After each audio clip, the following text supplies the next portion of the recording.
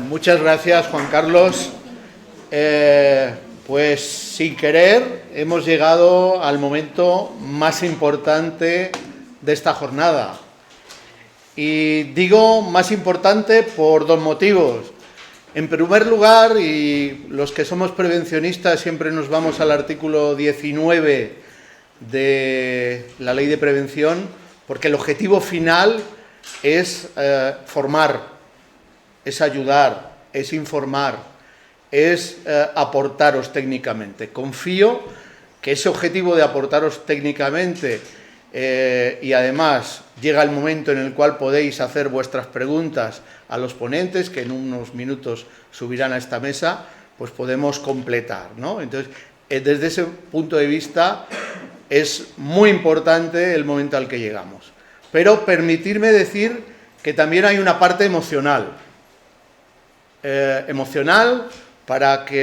Por la cual algunas personas, como todos los que trabajamos en esta Oficina Territorial de Trabajo de Ávila, tenemos en el corazón el que hoy estamos despidiendo a nuestro jefe. Decía el director general al empezar la jornada que se jubila el jefe de la Oficina Territorial de Trabajo, pero emocionalmente los que hemos estado con él y hemos aprendido tantas cosas y nos ha ayudado en nuestra progresión, es que no hemos tenido otro jefe desde que hemos entrado. Cuando llegamos a ser funcionarios, él ya era jefe de la Oficina Territorial de Trabajo de Ávila.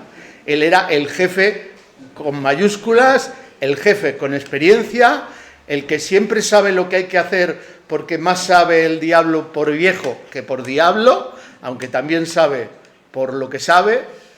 Y hoy entonces es un día donde se entremezcla lo técnico y lo emocional.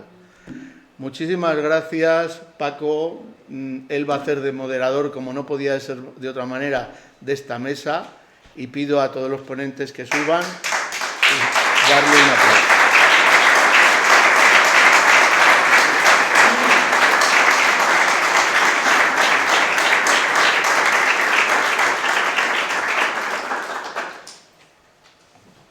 Subir. Bueno, pues como ha dicho Miguel Ángel, tenéis la oportunidad, tenéis a 5 ponentes magníficos y tenéis la oportunidad de realizar las preguntas de las dudas que os hayan surgido. Así que a ver quién se anima el primero. Luis. Bueno, para los que no conocéis, soy Luis González. Uno aquí y otro abajo. Bueno, decía que para los que no me conocéis, iba a hacer la pregunta a Marta, por lo cual en principio no hemos coincidido nosotros. Soy Luis González, el jefe del Servicio Territorial de Sanidad de la Junta de Gestión en Ávila y, por tanto, bueno, pues el responsable del área de salud pública de la provincia, ¿no? En primer lugar, quería felicitar a la Oficina Territorial de Trabajo por la excelente jornada que habéis preparado, que además, bueno, pues estamos en una época en la que cada vez tiene más demanda de información todo lo que tiene que ver con el radón, tanto en centros de trabajo como en viviendas particulares, ¿no?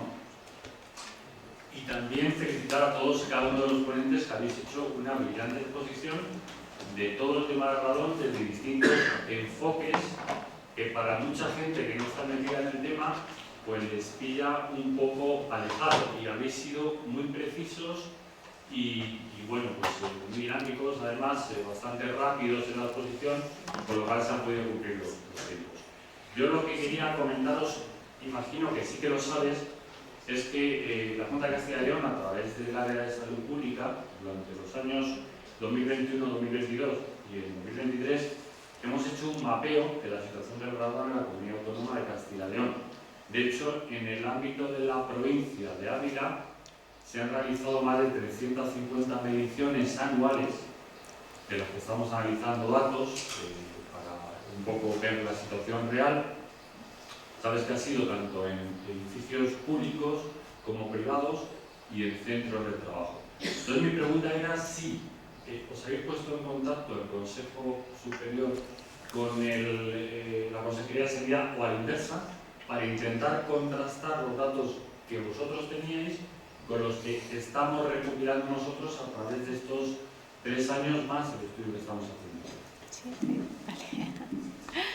Pues sí, efectivamente, conocíamos el desarrollo del mapa. Yo, de hecho, participé en una jornada que se hizo en Valladolid hace unos meses.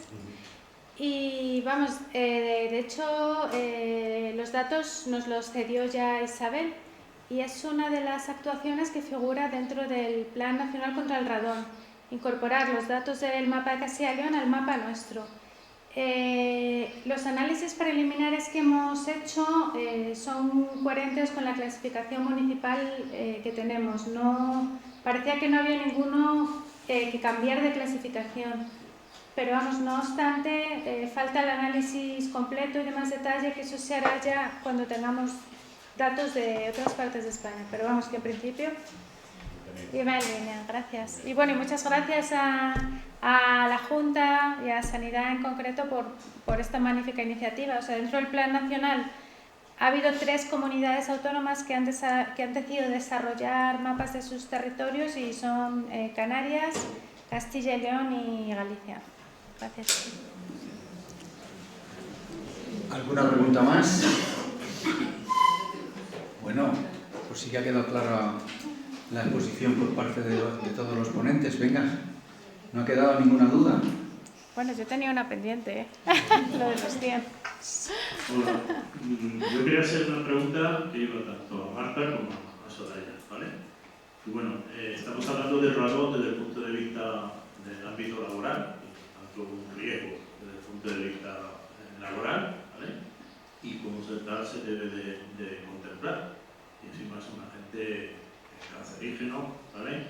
Pero bueno, me gustaría conocer un poco su planteamiento, su opinión, un poco de cómo se debe esto de recoger dentro de lo que son todo el tema de las planificaciones preventivas, de las evaluaciones de riesgo y en cuanto a un poco el papel que tienen que jugar todas las organizaciones preventivas, el modelo de organización preventiva de la empresa, ya sea trabajo designado, servicio de prevención propio, ajeno, hablar un poco de gestionar este riesgo.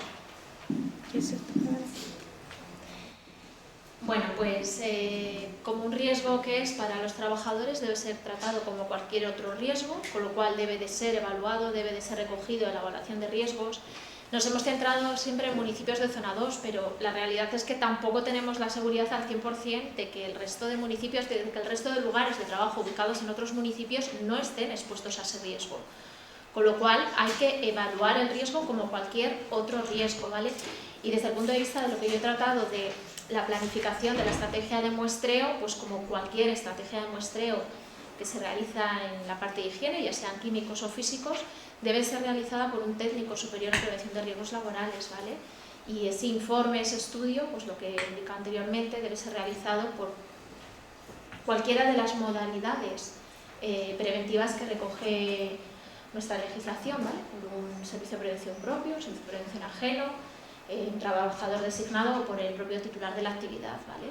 Entonces hay que evaluarlo, estemos donde estemos en municipio de zona 2 o de zona 1, mucho cuidado con los de zona 1 por si están tranquilos, que algo se llevan una sorpresa si lo evalúan, y tenemos que asegurar la exposición que nuestros trabajadores tienen, y si están por encima de ese promedio anual, pues adoptar medidas como cualquier otro riesgo al que los trabajadores puedan estar expuestos y reevaluar luego la eficacia de esas medidas, que es muy importante.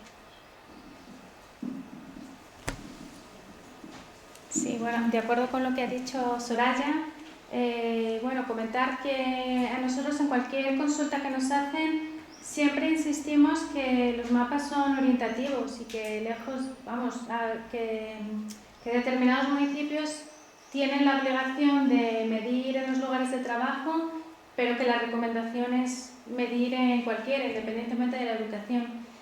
Y bueno, luego ya desde el punto de vista más concreto del Consejo de Seguridad Nuclear, que nuestro ámbito siempre ha estado mucho más limitado al mundo de las nucleares, las radiactivas. La exposición al radón ocupacional estaba regulada, pero también en ámbitos muy concretos, cuevas turísticas, balnearios, y que, bueno, pues que esperamos entablar y mantener una colaboración con los servicios de prevención en cuanto a divulgación, formación, etc. Gracias. ¿Alguien más? Sí. Tengo una duda que va dirigida principalmente a Juan Carlos. El código técnico es de aplicación a vivienda nueva, rehabilitación y demás.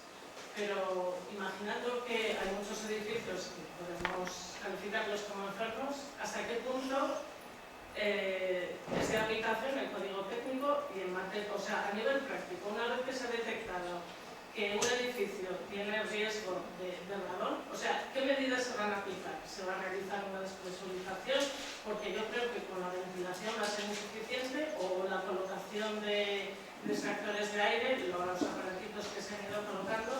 O sea, digamos, ¿qué vinculación tiene el código técnico con el saneamiento de un edificio existente? Que no se realiza. Bueno, pues el código técnico lo que nos está aportando una serie de soluciones, como os he dicho, para todos esos edificios de nueva construcción, para todas esas ampliaciones de edificios, para esas reformas de esos edificios y también cuando tenemos en edificios existentes esas mediciones, bueno, pues el código técnico nos dice que hay esas medidas alternativas para tomar esas soluciones. Siempre hay que mejorar la ventilación si es posible, desde luego, pero para eso, bueno, pues las empresas tendrán que ponerse en contacto con técnicos que conozcan cómo es ese edificio, que estudien ese edificio, planifiquen ese edificio y tomen las medidas adecuadas. Y el código técnico lo que nos está diciendo, mire usted, si puede colocar una barrera, coloque una barrera, si puede hacer una cámara de aire ventilada, la coloque. Si no lo puede hacer o si no puede despresurizar el terreno, todo depende, el terreno hay que despresurizarle tanto debajo del edificio, también se puede despresurizar por fuera.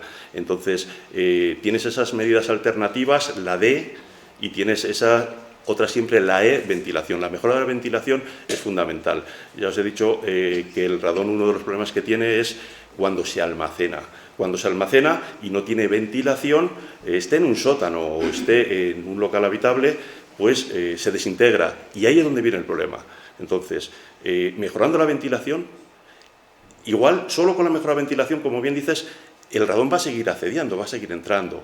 Entonces, para eso las ventilaciones tienen que ser mecánicas, no tienen que ser naturales. No podemos depender de que yo abra la ventana todos los días o no. O sea, tenemos que poner unos equipos y para eso nos dice el documento de ventilación qué equipos depende de los qué caudales, para qué metros cúbicos, pues nos dice qué equipos se pueden poner, y esas son las soluciones que ya nos aporta el código técnico para mejorar la ventilación. Y por supuesto, una vez que se ha hecho, no quiere decir que nos lo creamos y ya estemos por debajo de los 300 becquerelios. Se deben hacer otras mediciones, o sea, como nos han dicho en el plan que hay. No sé si te contesto con esto. Sí, no, lo has hecho muy bien. Quizás es que no has planteado bien la pregunta. La cuestión es, ¿quién va a obligar a esa empresa a realizar esas medidas? O sea, una vez que se ha detectado ya que bueno, yo supongo que eso es la legislación, ¿no? Es la propia ley la que te va a obligar y en municipios, en zonas prioritarias, que aquí nos han adelantado que probablemente sean todas de la zona 2, pero que de momento estaba previsto para junio.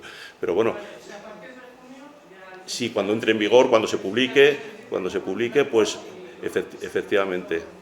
Pero un análisis del edificio, unas mediciones fundamentales y, como bien nos ha dicho Soraya, 3 meses, el código técnico nos habla de 2 meses, 3 meses, que sean los técnicos que hacen las mediciones quienes lo prolonguen durante un año, sería genial, porque ahí sí que tenemos, no tiene que ver nada la medición de enero, febrero, marzo, en verano baja, altas presiones, como os he dicho, y en invierno vuelve a subir, por lo cual si hacemos unas mediciones en julio casi no nos va a valer porque no nos va a dar un dato real. Así que... De todas formas, respecto a la obligación de medir o no, si no sale a propia iniciativa de la empresa, hay otros organismos, Inspección de Trabajo, las administraciones públicas en materia laboral, que podrán insistir en que se hagan esas mediciones. Por tanto, yo creo que hay que estar tranquilos en ese sentido. Sí.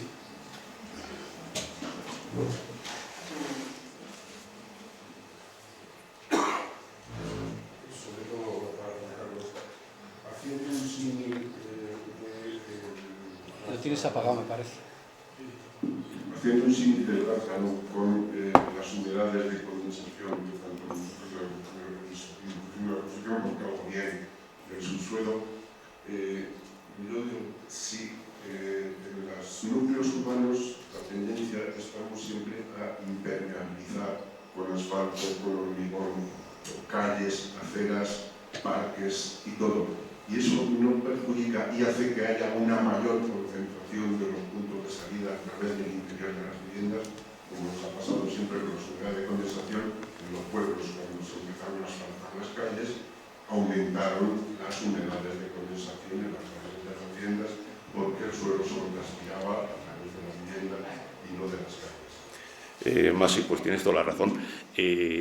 De los factores que os he dicho del terreno, os he dicho que uno era la permeabilidad del terreno. Entonces, si ese terreno que hace unos años, cuando íbamos al pueblo, pues eran de tierra, pues bueno, ese garradón, pues elige el sitio más fácil para salir. Entonces, claro que accedía a las viviendas, y las viviendas, pues también nuestras viviendas de nuestros abuelos estaban ventiladas, pues yo pasaba un frío tremendo cuando iba en invierno. Pero si nosotros, como bien dices, hormigonamos, asfaltamos y cerramos todas esas salidas, hacemos algo más impermeable todas esas zonas, el garradón va a buscar otros sitios. Y si esos edificios que no están protegidos, anteriores todos, no solo a este Real Decreto que ponía en vigor el HS6 del radón, sino a los edificios del Código de la Edificación, mucho antes, la mayoría son anteriores al Código de Edificación, pues vamos a tener problemas. Y además estas viviendas, como muchas de ellas las hemos mejorado, hemos colocado cubiertas nuevas, hemos colocado ventanas nuevas, las hemos hecho más herméticas, pero por abajo no las hemos hecho herméticas. No estamos concienciados los técnicos, los aparejadores, pues sí que es cierto que hemos luchado mucho contra las humedades en este tema porque daba problemas y hemos ventilado mucho, y bueno, pues la ventilación es una cosa similar a la que hacíamos, pero no nos va a beneficiar nada el que cerremos una parcela, tienes una parcela y la hormigona es toda completa con un hormigón hidrófugo encima, no sé qué, pues bueno, pues resulta que tu sótano igual tiene más facilidad el gas, porque el gas, ya os he dicho, es un gas noble, y con esa diferencia de presión y como note un cambio de temperatura, esos 5 o 6 pascales, automáticamente va a entrar en tu vivienda. Y si tenemos un forjado de madera, atraviesa la madera. O sea, tenemos un problema. Ahora, hace unos años, existía el radón igual. El radón existe desde toda la vida de la Tierra, pero ese problema lo hemos generado nosotros por nuestras edificaciones que hemos hecho. Las hemos hecho cerraditas por fuera y por abajo nos hemos olvidado. Bueno, pues por abajo nos entra el radón, ¿eh? Muy bien, ¿alguna pregunta más?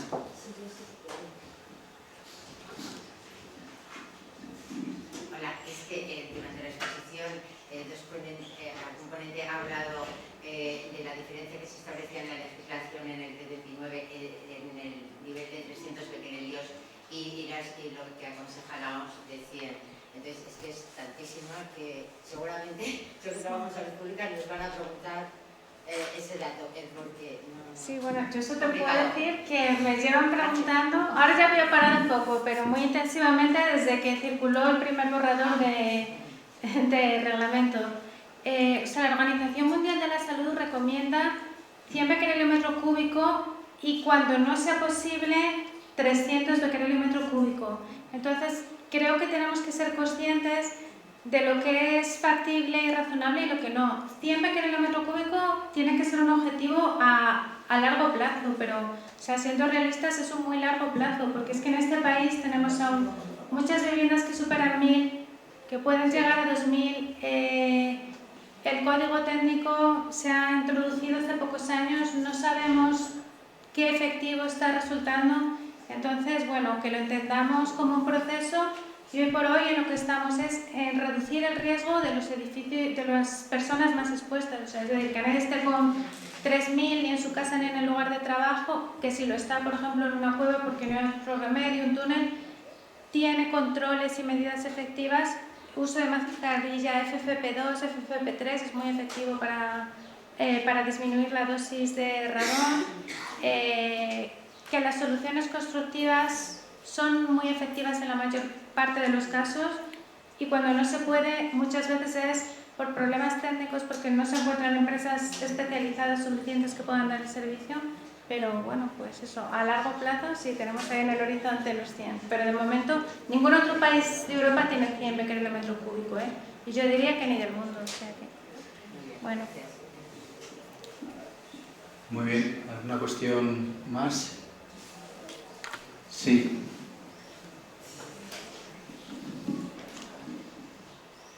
Muchas gracias. No es una pregunta, sino una aclaración. Déjenme que me presente. Soy Manuel Martínez, trabajo con Marta y ella es mi jefa. He dicho el jefe, soy aquí. Para aclarar un aspecto que no se ha mencionado, pero ya sé que soy el malo, pero el Reglamento de Protección Sanitaria establece en su artículo final que las disposiciones que son cumplimiento de ahí se sancionarán de acuerdo al capítulo 14 de la Ley de Energía Nuclear. No se ha dicho, pero sé que estaba en el ambiente, pero es la verdad. Es decir, todo lo que se ha dicho, si se incumple, pues llega la parte fea. ¿Quién la va a ejecutar? Por lo que dice la Ley de Energía Nuclear.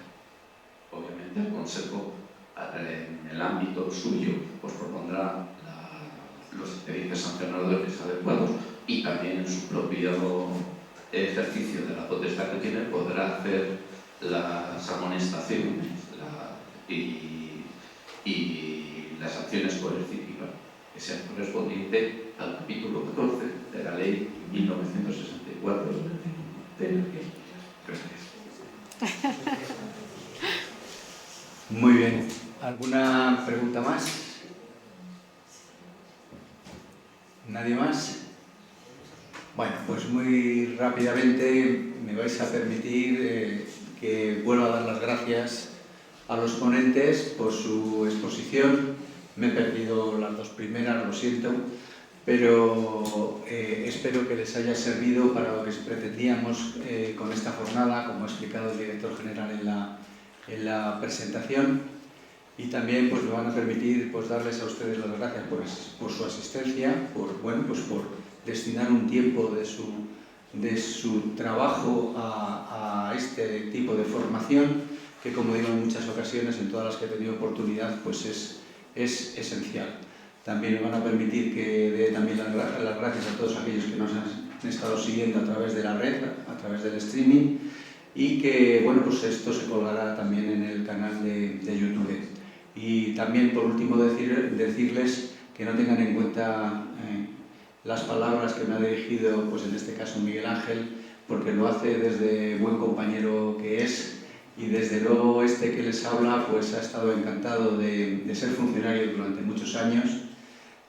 Este año cumpliría 39 años de servicio, 24 de ellos de jefe de la oficina. Y bueno, pues siempre he tratado de estar al servicio del ciudadano, que es para lo que ustedes y todos los ciudadanos nos pagan. Muchas gracias.